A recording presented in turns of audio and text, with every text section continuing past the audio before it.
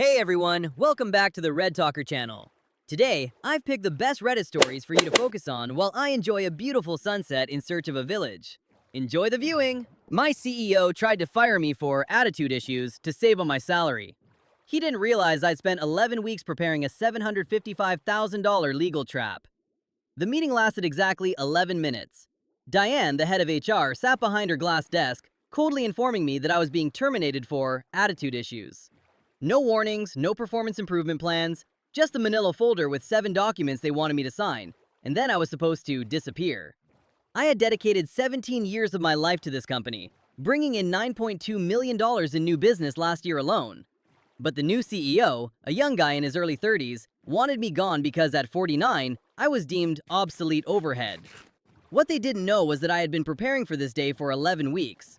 6 months ago, during a routine contract update, I did something they never saw coming. I took the company's new confidentiality agreement to my lawyer. Together, we made subtle adjustments, adding minor footnotes and cross-references to my original 2017 executive contract. HR filed it without even a second glance. That was their first mistake. In the termination meeting, I signed everything.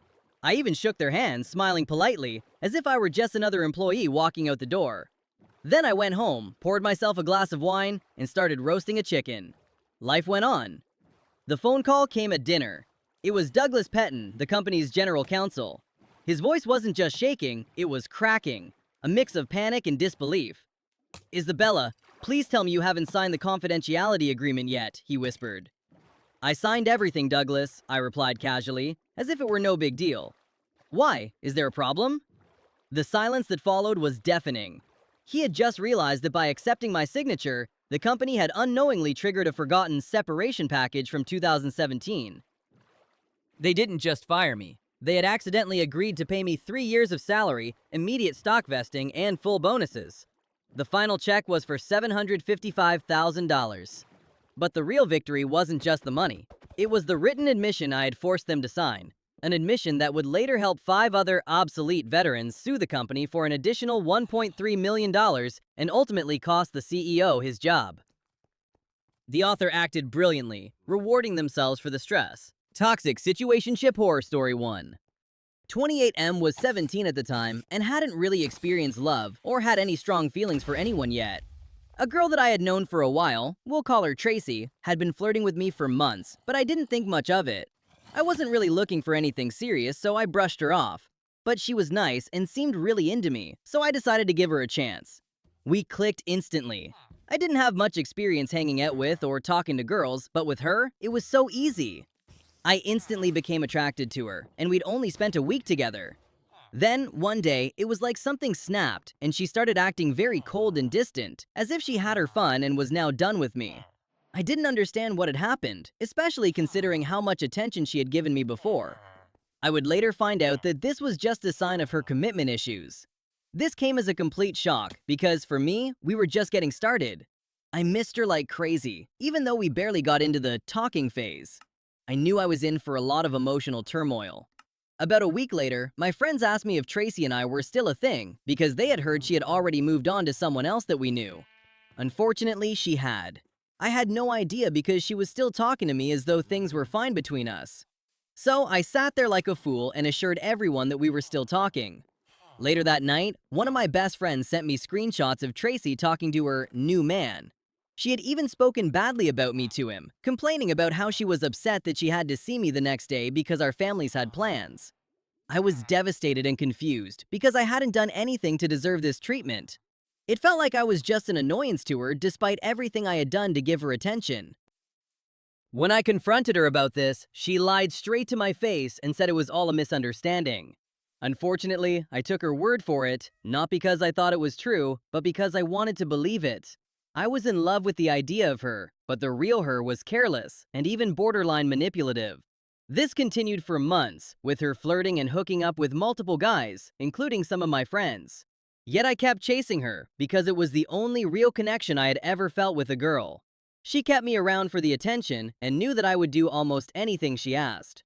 One night, we were both at separate house parties. She was drunk and asked me to come pick her up. Even though I shouldn't have been driving, I went anyway.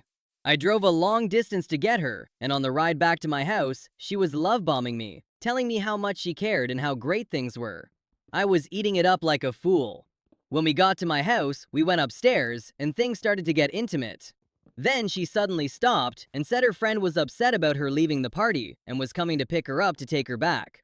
She gathered her things quickly, and I could tell something wasn't right. She looked at me with a smirk and asked, "What? Do you know something that I don't?" This caught me off guard, but I shrugged it off and replied, "No." I walked her downstairs, and she told me she was going to meet her friend in the driveway because her friend didn't want her to go inside. I thought this was strange, but I didn't want to overthink it. As I watched her walk down my long driveway, I felt a sense of suspicion. She got into the car with her friend, and they turned around in my yard. It felt odd, but I was still caught up in the fact that she had left me hanging once again, wondering if I would ever feel truly happy. The next morning, she texted me saying that she messed up. My stomach dropped. It wasn't her friend who picked her up. It was my teammate. He had picked her up and they had pulled over nearby to hook up in his car. I had never felt such emotional pain before. I didn't know what to do with myself. I had a panic attack for the first time in my life. I grabbed my keys, ran out of the house, and went for a drive, hoping to clear my head. I didn't get far before I turned around and came home. My dad was waiting for me, and my parents could immediately tell something was wrong. They tried to cheer me up, but I couldn't shake the feeling of betrayal. The worst part was, I had practice the next day with the very teammate who had been with her. I couldn't handle it, so I missed both school and practice the following day because I was mentally and physically drained. I wish I could say that it ended there and I learned my lesson, but this went on for years. The emotional toll was unbearable. I kept in contact with her and I couldn't let go, even through college. I longed for her approval, but it only made me feel more broken. I became cold and distant, a far cry from the person I was before I met her. Eventually, I ended up in a new relationship, and it completely changed my perspective. For the first time, I understood what real love and appreciation felt like. I didn't have to fight for her attention. She actively made me feel loved and cared for. She is a true blessing, and I still can't believe how lucky I am after making so many mistakes. Looking back, I realize that when you're young, it feels like every heartbreak is the end of the world. But I promise you, it will get better. Just stay true to yourself and someone will love you for who you are. My neighbor and I share a bedroom wall, and we just realized something terrifying. I live in a cheap duplex with paper-thin walls. It's annoying, but after a while you get used to it. I can always tell when my neighbor Sarah is watching TV, and she probably knows when I'm on a work call. It's this unspoken truce.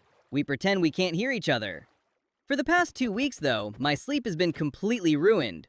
Every night around 2:30 a.m., I wake up to a rhythmic tapping sound coming from her side of the wall, right behind my headboard. Tap, tap, tap. Pause. Tap, tap, tap. It's soft but deliberate, like someone nervously drumming their fingers against the drywall. It usually lasts for about an hour. I didn't want to be that guy, but after a few days of no sleep, I had to say something. Yesterday morning, I ran into Sarah at the mailboxes. She looked awful, dark circles under her eyes, jittery. I decided to bring it up gently. "Hey, Sarah, sorry if I'm overstepping, but is everything okay? The tapping on the wall late at night has been waking me up." She froze, her eyes going wide. She dropped her keys. "You hear it too?" she whispered, her voice trembling. I thought I was going crazy. I've been sleeping on my living room couch for a week because of that noise. I felt a chill run down my spine. "Wait, you're sleeping in the living room? But the sound is right behind my bed, on the shared wall." She shook her head slowly, as if trying to process what I was saying. "No, I hear it on the wall behind my bed too. I thought it was you." We both fell silent. Our bedrooms share one wall. There is no gap between them. If she's hearing it from my side and I'm hearing it from hers, then where is the sound really coming from? I don't think I can go back there tonight. I'm staying at a friend's place. I don't know what's going on, but I'm not going back alone. I made a huge mistake and didn't tell my best friend. Okay, I genuinely cannot believe I'm typing this and I'm already mortified, so please be gentle. I'm 20F, and I went on a road trip to Arizona with my best friend, 18F. We've been best friends for 7 years, basically family. The trip was honestly amazing, one of the best we've ever had. Nothing weird or bad happened the whole time. On our way back, we stayed at this super cute Americana-themed hotel in Flagstaff. Jane loved it so much and wouldn't stop talking about it, so my dad bought her a mug from the gift shop. She was really excited about it and kept it packed safely so it wouldn't break. When we got back to my house in Chicago, Jane took the mug out while reorganizing her suitcase and left it on my nightstand for a bit. That night, I had really bad stomach issues. I suffer from anxiety and digestive issues, and traveling messes me up badly. The bathroom was occupied, and I panicked. I saw the mug and made a decision I immediately regretted. I used it. The moment I realized what I'd done, I knew it was wrong. I told myself I'd clean it properly right away. I rinsed it with water and wiped it out, but I didn't fully clean it yet. Jane came back into the room sooner than I expected, and I panicked.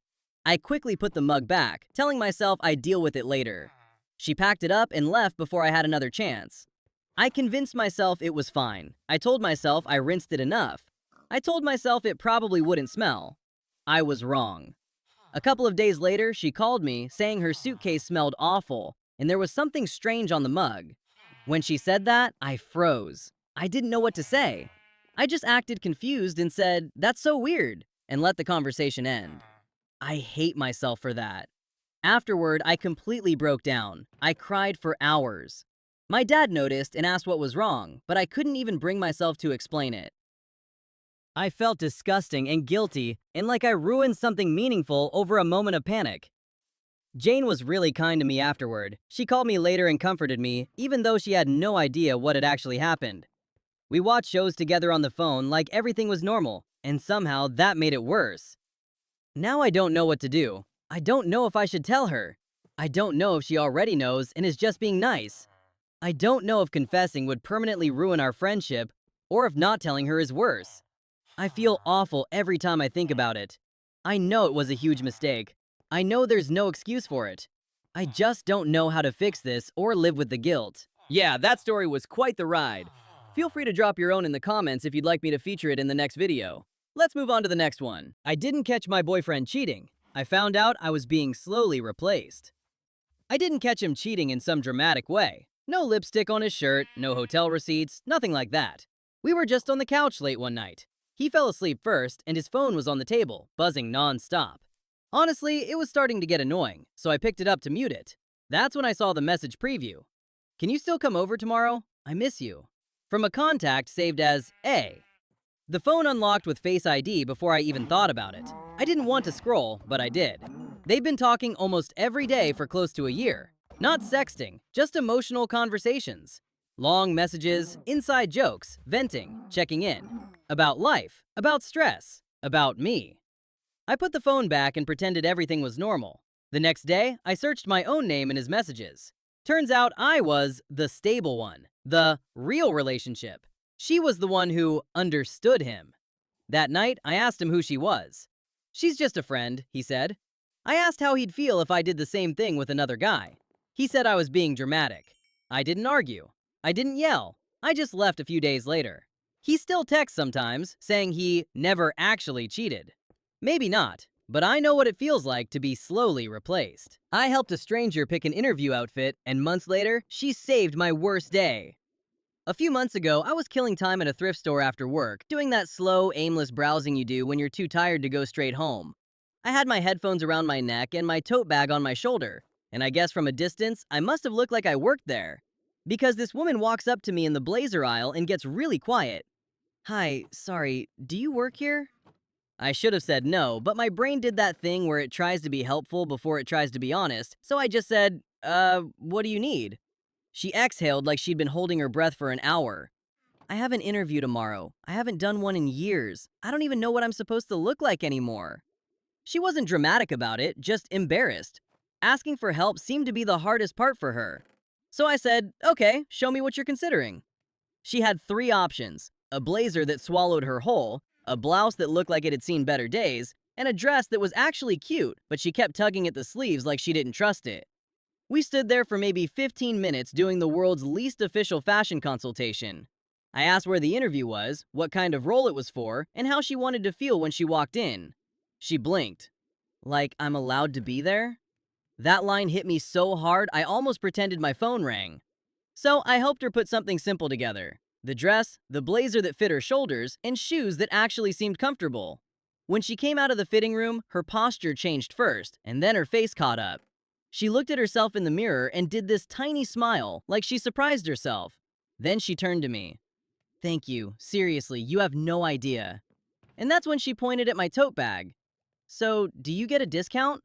I laughed. I don't work here. I'm just a woman with strong opinions about blazers, apparently. Her whole face cracked open, and she laughed so hard she had to cover her mouth. She hugged me right there by the clearance rack. This is the nicest thing anyone's done for me in a long time. I figured that was it. Just a sweet, weird little moment. Then, last week happened. Last week was one of those days where everything stacks up. The alarm didn't go off, I spilled coffee on my shirt, and my boss hit me with a quick chat that was anything but quick. By the time I got off the bus, I was holding it together with pure spite and mascara. I stopped at the corner shop to grab bread and something unhealthy, and I was standing in line, staring at nothing, trying not to cry in public. And then I heard a voice behind me. No way. Blazer girl? I turned around. It was her. Same eyes, same smile, different energy. She looked lighter, like she wasn't bracing for something to go wrong anymore. I must have looked confused because she said, Thrift store, interview outfit. You told me the shoulders were the whole point. My brain went blank because I wasn't expecting to be remembered for anything. Oh my God, yes, hi. She was holding a basket with normal, happy life things. Fruit, tea, some fancy chocolate. Then she looked at my face for 2 seconds, and her smile softened. Bad day? I tried to do the automatic, no, I'm fine, but my voice betrayed me, so I just nodded. She didn't make a big deal out of it. She just reached into her basket, pulled out the chocolate bar, and set it on the conveyor belt with my stuff like it was the most normal thing in the world. What are you doing? I asked. Paying you back. I started to protest, but she cut me off gently. You don't get to argue. You helped me feel like I was allowed to be in the room, remember? Then she leaned in. I got the job. I felt my whole chest do this warm drop, like relief for someone else can still fix parts of you. We walked out together and stood outside for a minute while cars went by. She told me she still has the outfit, wore it to her first day, and kept hearing my voice going, Shoulders, you've got this. Then she said something that made me laugh, even though my eyes were still wet. I'm not good at thanking people in a normal way, so I made a rule. What rule? If I see someone on the edge of a bad day, I do one small thing that makes it less sharp. She waved the receipt. Today, you're the small thing. We went our separate ways after that. No dramatic music, no movie ending, just a stranger turning a terrible day into a survivable one. And I know it sounds cheesy, but I've been thinking about it ever since. How you can walk into an ordinary place on an ordinary day and accidentally become part of someone's story. How sometimes you don't get a big sign that you mattered. Sometimes you just get a chocolate bar on a conveyor belt and a quiet, I got the job. And honestly, that's enough. My girlfriend had a spa day. She didn't come back the same. I thought I was being thoughtful, the perfect boyfriend who recognized when his partner needed a day of relaxation and pampering. It turned out to be a mistake, and I fully own that decision. My girlfriend had been under so much stress. She worked in retail, and with the holidays approaching, her managers had her working 12-hour shifts 6 days a week. She complained daily about sore feet, exhaustion, and feeling mentally drained. And that's when the idea came to me. How great would it be, right? The perfect gift to help her unwind. I didn't want to give her some generic $20 gift card to a mediocre spa. I wanted to make sure she got an unforgettable experience. After browsing online for a while, I found the perfect place. Sur and Tide, the banner read. The website was sleek and professional, with a description that intrigued me.